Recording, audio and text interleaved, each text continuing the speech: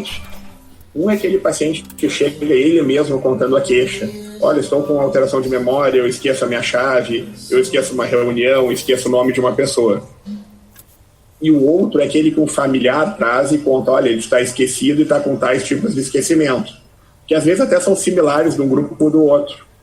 Só que assim, a pessoa que não tem um insight da perda de memória é a que a gente tem muito maior receio e deve ter uma investigação muito maior, né?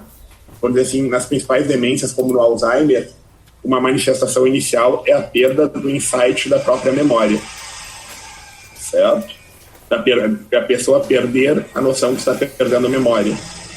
Alguém que chega e te conta dos esquecimentos, pelo menos ele lembra que está esquecendo, então ele é menos grave, certo? O que preocupa é o paciente vai acompanhado e o familiar que te conta toda a consulta e o paciente às vezes até nega, ok? Então, assim, a gente vai discutir alteração de memória, vai entrar num grupo de doenças que são as demências. A gente vai dividir ela em 2 grandes blocos, de maneira mais didática, que os que têm a ver com questões vasculares e os que são doenças neurodegenerativas. Ok? Como que a gente investiga esse paciente, né? Com esse paciente, o paciente vai fazer anamnese, exame físico, e vamos aplicar algumas escalas neles. A mais conhecida é a escala de Mini-Mental. Mini-Mental é o maior que eu uso, por exemplo, em consultório, é o mais prático. 30 perguntas, até 30 pontos, né? A partir do 24 para baixo, o paciente tem em risco de ser um quadro demencial. É uma escala basicamente de memória. A escala, vamos dizer assim, mais usada em artigo científico, em outros cenários, é o MoCA, que é muito similar ao Mini-Mental, só que ele mais ou menos iguala o nível de escolaridade, né? O tipo de pergunta que é feito. Também vai até 30, esse mesmo ponto de corte. O MoCA é uma escala de Montreal, certo? Por isso o MO é de Montreal, que é uma escala muito similar ao Mini-Mental. O ADAS-Cog, CDR, são escalas que nos dão mais ou menos assim a evolução do paciente, né? O CDR é que o Ministério da Saúde usa para quando a gente solicita medicação, tem que preencher o CDR. A mais completa de todas se chama Addenbrooke. O Addenbrooke vai de 0 a 100, dentro dele tem um Mini-Mental inteiro. Só que é um teste que é muito longo, tu leva mais de 1 hora, às vezes, para aplicar com o paciente. Ele é feito mais nesse cenário de testagem neuropsicológica, né? Uso de neuroimagem de laboratório específico também, vitamina B12, tireoide, VDRL, vão nos ajudar nessa investigação. Tá? E a gente tem um perfil que, assim, esse estado de alteração de memória é algo dinâmico no paciente, né? Avaliar alguém aqui no final da vida que tem um envelhecimento normal de alguém que evoluiu para o declínio cognitivo leve e depois demência, é um cenário, vamos dizer, que é bem fácil de distinguir. O difícil é que na fase inicial, né, na fase pré-clínica ali. A gente vai dividir a demência aqui em 2 grandes grupos. As neurodegenerações, que tem uma proteína doente por trás, e doenças cerebrovasculares. Tem outras causas que a gente vai conversar durante a aula, certo? As proteinopatias, a gente pode dizer que a gente tem 3 proteínas que são normais no nosso cérebro, mas quando se acumulam, elas geram doença, que é a proteína tau, a beta-amiloide, a gente tem no nosso cérebro o amiloide, o beta-amiloide é uma fração anormal dele, e a alfa-sinucleína. Acumulou proteína tau, a pessoa tem o perfil da demência frontotemporal, que a gente vai conversar durante a aula. Beta-amiloide é o perfil do Alzheimer, e a alfa-sinucleína é o perfil do Parkinson, ok? Cada uma dessas proteínas mexe mais com um sistema de neurotransmissor. Proteína tau vai levar a disfunção serotoninérgica, beta-amiloide é disfunção colinérgica e alfa-sinucleína é disfunção lá da dopamina. A proteína tau, quando ela está normal, o quadro que ela faz é um quadro de alteração de memória junto com isso, mas fundamentalmente comportamento, de desinibição, agressividade. O paciente, por vezes, perde o freio, alguma coisa de cunho sexual, fica mais desinibido. Às vezes alguém tem uma cuidadora, quer se passar com a cuidadora, com o cuidador e tal, de maneira sexual, né? É um paciente que perde principalmente o lobo frontal e desinibe o comportamento de agressividade e agitação.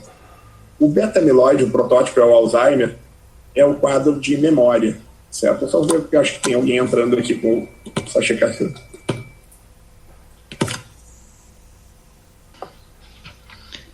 Professor, oi. Essa notificação ali não aparece para mim. Eu acho que para o outro também não. Talvez apareça só para o senhor.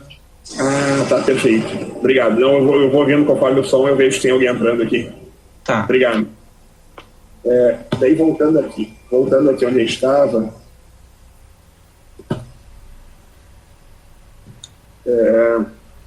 a gente tem então essas 3 disfunções. Lembrar a proteína tal como agitação, agressividade, desinibição, questões de sexualidade exacerbada.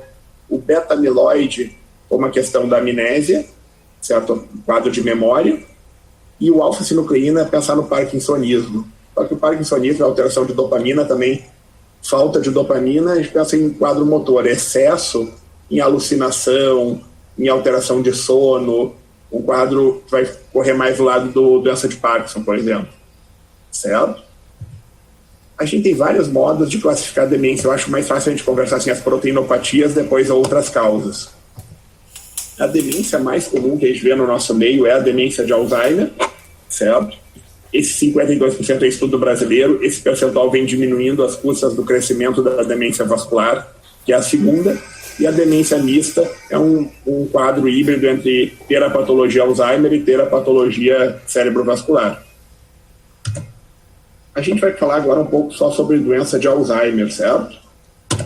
A doença de Alzheimer, ela começa com o depósito dessa proteína normal, o beta-amiloide, lá nos hipocampos e do lobo temporal. E os hipocampos são uma zona hipercomunicativa, certo? E se comunica com todo o cérebro. Por ser essa zona hipercomunicativa, por ser essa zona muito comunicativa, ela faz com que a disfunção rapidamente se espalhe para outras regiões, mas o ponto inicial dela é lá no lobo temporal, no giro mesial, que é onde está o hipocampo. O que acontece? O depósito de beta-amiloide vai fazendo com que os neurônios ali, que são muito comunicativos, comecem a se comunicar menos. E o beta-amiloide ele se deposita bem na junção do corpo celular com o axônio, e faz com que o axônio comece a diminuir suas comunicações. E o axônio começa a ficar retraído, e o aspecto anatomopatológico que ele tem é um neurônio que perde aquele formato losangular pelo acúmulo do beta-amiloide, e o axônio dele é tracionado para perto do corpo celular. Isso aí chama aqui de emaranhado neurofibrilar. O espaço por onde o axônio deveria passar está vazio. Então, o que a gente acaba tendo? A patologia, se tu biopsiar o cérebro de alguém com Alzheimer, vai ter presença de beta-amiloide com emaranhado neurofibrilar, que é um novelo de axônios, na verdade. Para diagnosticar Alzheimer, eu vou dizer que a pessoa tem déficit de memória, que eu posso avaliar lá no Mini-Mental ou no MoCA, mais uma outra função cognitiva, uma função superior com prejuízo. Normalmente é mais comum de ter essa letra D aqui, transtorno de função executiva. O paciente perde a capacidade de fazer um planejamento. De coisa simples. Vou fazer uma torrada, vou pegar um pão, um queijo e não consegue sincronizar uma ordem. Vou sair de casa, tenho que tirar o meu pijama, botar uma roupa, pegar a chave. Ele perde a sequência de um planejamento de atividade simples. Né? Às vezes até escovar os dentes. Pega a pasta de dente e põe a escova. Ele perde essa planejamento de ordem de sequência de uma atividade. Essa doença tem como principal fator de risco a idade. Quanto mais velho, maior a chance de ter Alzheimer, né? Assim como a incidência aumenta com a idade. Isso no Alzheimer. Outras demências, elas têm pico de idade que a incidência é maior entre 60 e 70 anos. O Parkinson, por exemplo, dificilmente ele surge depois dos 80 anos. Em geral, ele surge precoce, entre 60 e 70. Né? Os estudos que a gente tem de prevalência, os melhores são norte-americanos, que é de Nova York. 1% das pessoas com 60 anos têm Alzheimer e chega a quase 50% em 80 anos ou mais. Certo?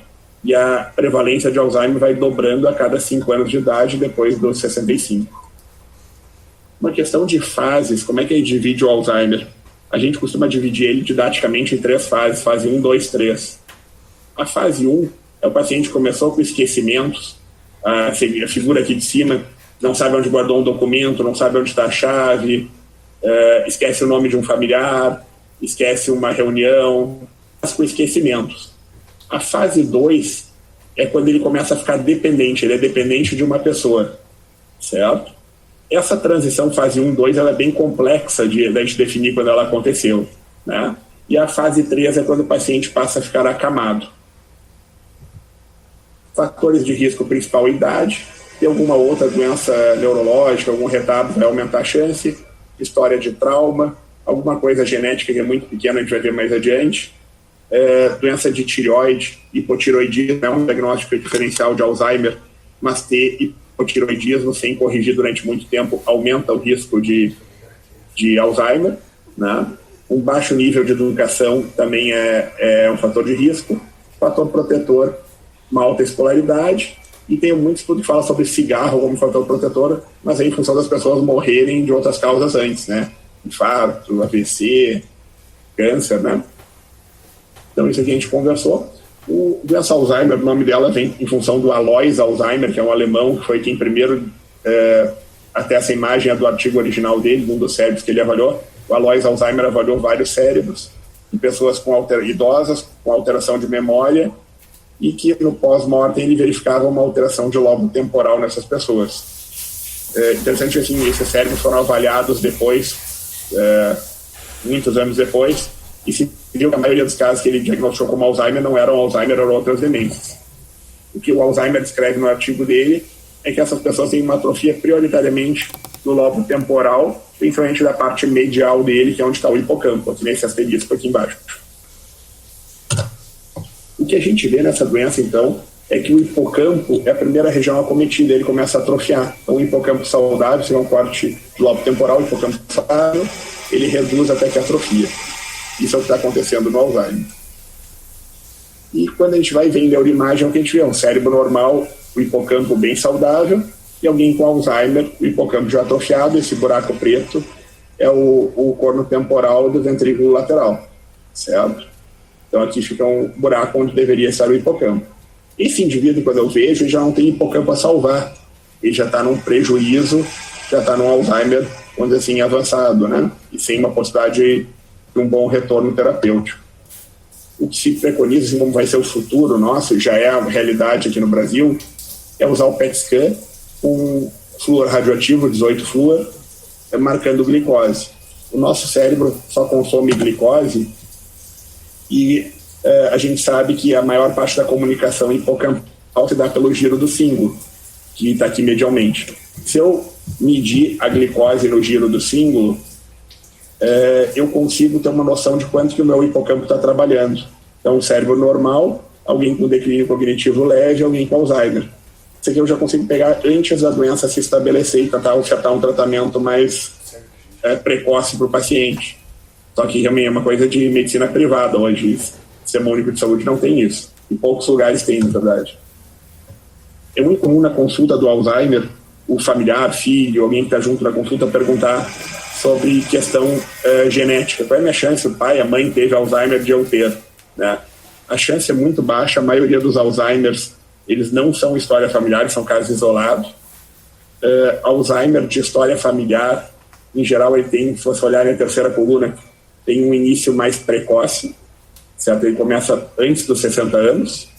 Essa proteína, que é a apolipoproteína E, ela tem uma relação muito grande com isso, mas isso corresponde a menos de 1% de todas as doenças de Alzheimer. Guideline de tratamento tem, essa não é a versão mais atualizada, a mais atualizada é de 17, esse é mais didático, não muda nada do que eu vou falar aqui. A gente tem 3 drogas que estão aqui, a donepezila, a rivastigmina e a galantamina. A donepezila mais usada na Europa, a galantamina mais usada nos Estados Unidos. Essas 3 drogas, elas têm a função de tentar evitar depósito de beta-amiloide no lobo temporal no hipocampo. E, bom, assim, não tem nenhum estudo face a face qual delas é melhor. Por exemplo, eu pessoalmente uso mais donepezila para achar menos reação gástrica, que é um efeito adverso desses remédios. Elas são usadas com o intuito assim, de a gente tentar reduzir a velocidade de progressão da doença. Uma droga que pode ser associada a elas é uma medicação memantina, que é um estimulador cortical. Esses aqui, os 3, estão atuando no hipocampo, certo? Saindo um pouco do Alzheimer, das proteinopatias, a doença cerebrovascular causa muito, é a segunda causa de demências. 3 mecanismos a gente vai discutir. Um é aquele mesmo AVC que eu falei para uma das turmas, acho que foi a turma da tarde que eu falei, infarto lacunar, que acontece nos núcleos da base. Esses microinfartos, por vezes eles são assintomáticos, mas levam o paciente a demenciar, né? Então, assim, uma associação muito grande com o microinfarto. A hipoperfusão cerebral seria principalmente na doença de carótida, indivíduo com estenose carotídea e uma alteração de perfusão cerebral. Isso está muito associado, os dois, com hipertensão arterial, certo? E tem uma situação que é mais rara, que é a angiopatia amiloide. Isso corresponde a 1% dos AVCs hemorrágicos, mais ou menos, mas a mesma proteína beta-amiloide, em vez de depositar no hipocampo, ela pode depositar na parede vascular. Depois, na parede vascular, faz fragilidade vascular, e essa fragilidade vascular leva a uma chance de AVCs hemorrágicos corticais, que deixa o paciente demenciado também. O padrão de imagem da doença cerebrovascular vai ser no flare de microangiopatia, em geral periventricular, e é o quadro que vai levar uma futura demência vascular. Outras causas de demência, então, assim, a demência frontotemporal, uma demência das taupatias, né, da proteína tau, ela tem algumas questões que chamam a atenção dela, alteração de memória, como nas outras demências, mas uma alteração de comportamento que muitas vezes é muito mais exuberante que a alteração de memória. O paciente fica agressivo, e se você reparar em idade de início mais precoce que o Alzheimer, a gente está falando de uma pessoa mais jovem, por vezes mais forte, o paciente fica agressivo, desinibido, agitado, com impulsividade que não é freada, né, por uma atrofia do lobo frontal, isso. Então, a alteração temporal leva a memória e a frontal esse comportamento alterado, e é uma demência muito difícil de tratar, porque a gente tem que usar antipsicótico junto para frear o comportamento dessa pessoa. As demências por corpos de Levy, na minha opinião, é a mais difícil de diagnosticar, porque ela é uma demência em que surge um Parkinson junto.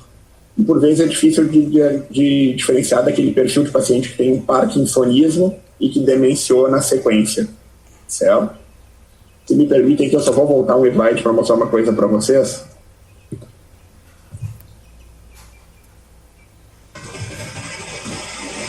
Se vocês repararem na alfa-sinucleinopatias, a gente está falando dessa doença aqui, que é a doença demência por córtex de Levy, onde o depósito de alfa-sinucleína está acontecendo só no córtex. Se ele acontecer no tronco cerebral, a gente está pensando na doença de Parkinson. Aqui estaria acontecendo na substância nigra, que é quem produz dopamina. Ou ele pode acontecer nos dois. A gente está pensando numa demência que está associada à doença de Parkinson. Esses dois diagnósticos aqui, diferenciar um do outro, é muito difícil. É difícil por quê? Porque o que faz a diferença deles é uma linha do tempo, o que surgiu antes. E, por vezes, o familiar do paciente não sabe informar bem isso. Veio primeiro a alteração de memória, veio primeiro o quadro motor. Às vezes vem tudo meio junto, né? Mas a gente está falando, então, de uma situação que a pessoa tem uma demência, uma alteração de memória, e surgem fenômenos relacionados à alteração de dopamina. Alteração motora, tremor, isso a gente vai revisar na próxima aula, certo? E em excesso de dopamina também, que quando a gente trata, por exemplo, alucinação auditiva e visual, distúrbios de sono. E eu considero mais difícil de se fazer o diagnóstico. Agora, saindo das proteinopatias, uma causa reversível de demência é a hidrocefalia de pressão normal, que é excesso de líquor dentro do cérebro, comprimindo, fazendo atrofiar o cérebro. Esse paciente vai ter alteração de memória, um quadro demencial, uma alteração de marcha bem típica, uma ataxia, lembrando a ataxia cerebelar, e incontinência urinária. O TEP teste seria fazer uma punção lombar e retirar um volume de líquor desse paciente para ver como ele responde. Em geral, ele melhora muito a ataxia e incontinência urinária e parcialmente a alteração de memória. Se ele tem essa resposta, ele tem benefício de fazer isso de repetição ou de fazer uma derivação ventrículo-peritoneal para tirar esse excesso de líquor, né? Isso é uma demência, então, tratável. Outra demência tratável é a neurosífilis. A neurosífilis, diagnóstico no exame de líquor, a presença de marcador para sífilis. Ela pode se manifestar como meningite, como alteração medular, né, tabes dorsais. E a manifestação de demência da neurosífilis, ela cursa, parece um paciente demenciado e com um comportamento de fase de mania da psiquiatria, né? Delírio de grandeza, compras além do normal, atitudes impensadas, né? O que normalmente a gente via era a neurosífilis acontecendo num período tardio, assim, até 10 anos depois da doença, na fase terciária, né? A fase primária genital, a secundária a rosela sifilítica, a terciária o ataque cardiovascular e sistema nervoso central. O que a gente está vendo, principalmente o paciente HIV, é que não precisa desses 10 anos de doença. Às vezes ela acontece em período bem mais curto. Tem descrito na literatura em até 3 meses em paciente imunodeprimido. E a demência por álcool, infelizmente é algo bastante comum no nosso meio, o consumo de álcool exagerado. Estou falando de paciente etilista, que em geral vai ter sintoma cerebelar, pelo cerebelo ser a primeira região acometida, certo? Alucinação visual e auditiva, e 2 perfis. Né? Só lembrando que esse paciente, em geral, ele é desnutrido, tem uma má alimentação, certo? Essa má alimentação vai levar ele a ter deficiência de vitamina, principalmente B12, e ele pode desenvolver 2 quadros. Um deles, se eu queria que você lembrasse, como assim, ataxia cerebelar, oftalmoplegia, confusão mental. Só que essa confusão mental pode rapidamente progredir para um tempo variável, mas muitas vezes de maneira rápida, progredir para um estado de coma, que é o padrão do Wernicke. E o Korsakoff, a grande palavra para lembrar dele é a confabulação. É aquele paciente que muitas vezes pensa assim, estão me assaltando, tem alguém que está vindo na minha casa roubando meu dinheiro, ele guarda o dinheiro num lugar, troca o lugar que guardou o dinheiro, acha que roubaram ele, mas ele mesmo trocou o lugar. Ele cria uma história na cabeça dele, para ele aquela história é real, que veio uma pessoa, entrou, mexeu no armário, foi o fulano de tal, culpa alguma pessoa, né? Ele confabula, cria muitas histórias falsas na cabeça, por vezes até com alucinações, interage com a alucinação, né? A minha ideia de aula para vocês hoje era fazer essa discussão. Eu só vou pedir para vocês só um segundinho, que eu vou desmarcar o meu microfone aqui, só vou chamar o Winkler para ele entrar aqui com a gente. Só um segundo, me aguardem.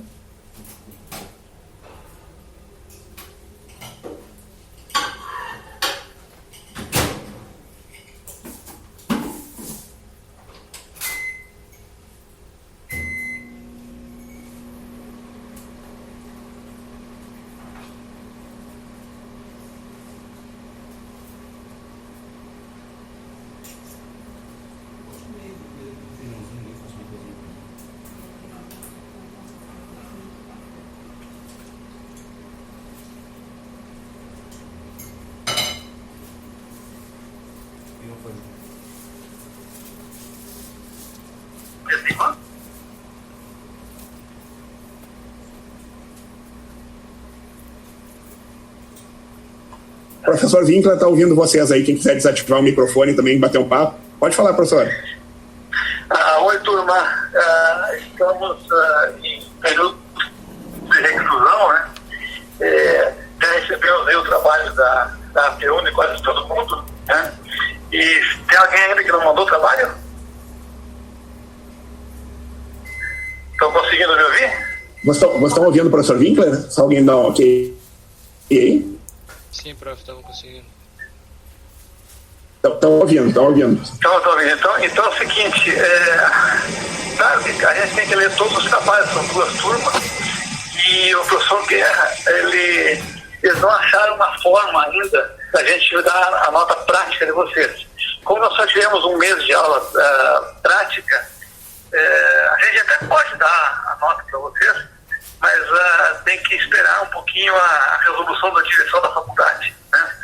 Para a gente poder lançar a nota no sistema. Porque se a gente lançar hoje do jeito que está, a gente lança a nota teórica e a prática 0, aí fica 0. 10 vezes 0 é igual a 0. Entendeu? Então a gente está aguardando isso aí, mas não se preocupe que a gente não está aqui para ralar ninguém, né? Nós estamos aqui para tentar fazer vocês gostar um pouco de neurologia. Ok? Professor, eu conversava com eles que a gente vai tentar adiantar ao máximo a parte teórica, né? Sim. Para quando voltar às aulas a gente... Quando voltar às aulas, exatamente. Ter mais prática. Na próxima quinta eu já dou aula teórica também, né? Perfeito. Pelo sistema, né? E aí a gente já vai adiantando toda a matéria e aí vai ficar todo mundo bem sabido. Perfeito. E a gente tá num grupo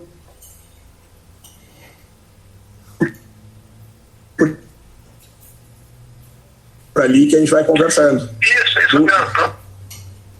É bem mais tranquilo, né? Dúvidas sobre conteúdo, o que vocês quiserem, a gente está ali à disposição também. Claro, isso mesmo. Então já acabou a teórica? Sim, eu conversei com ele sobre a parte, aquela parte idoso, memória. Alzheimer, né? Alzheimer, exato.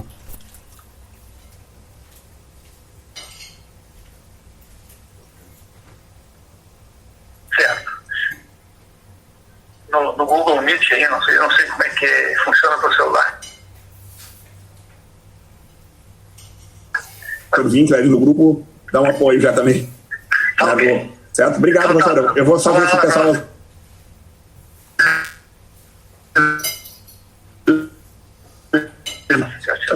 Pessoal, você tem dúvidas, alguma coisa que possa ajudar sobre esse conteúdo de aula que eu passei, alguma coisa?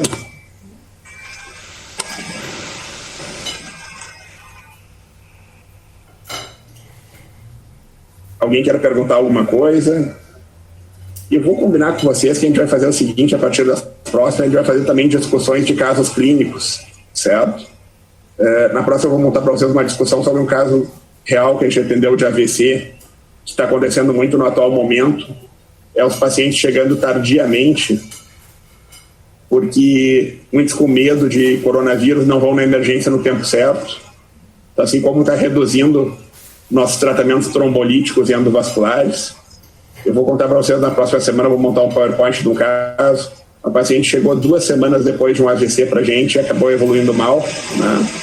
Como é o previsto para alguém que chega tão tarde, mas que demorou para chegar por medo de coronavírus, né? Eu vou montar para vocês depois uma apresentação que vai ser discussão de casos de AVC e discussão de casos raros de cefaleia. Cefaleia relacionada ao sono, que é a cefaleia hípnica, cefaleia relacionada ao orgasmo, arterite temporal, causas mais raras de cefaleia. Daí na próxima eu vou fazer com vocês uma aula que vai ser a continuação dessa, que é distúrbios motores em idoso, né, Parkinson em si, Parkinson e as outras doenças variadas dela, do parkinsonismo, e a gente vai fazer umas discussões de casos clínicos também, certo? Alguma dúvida, alguma coisa que possa ajudar? Perguntas? Se quiser me dar pergunta para o chat.